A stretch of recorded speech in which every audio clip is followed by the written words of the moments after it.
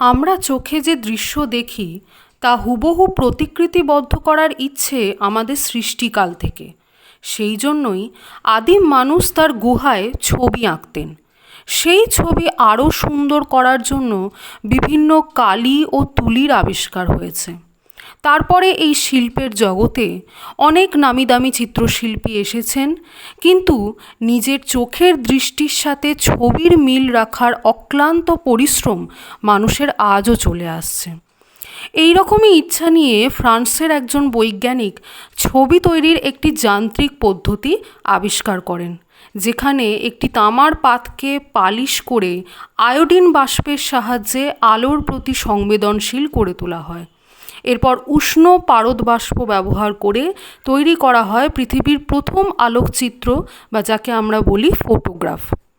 এই এত কর্মকাণ্ড সম্ভব হয়েছিল 1830 সালের আজকের দিনে, 19শে আগস্ট। 1991 সাল থেকে সারা বিশ্ব এই দিনটিকে বিশ্ব আলোকচিত্র দিবস বা ওয়ার্ল্ড ফটোগ্রাফি ডে হিসাবে পালন করে।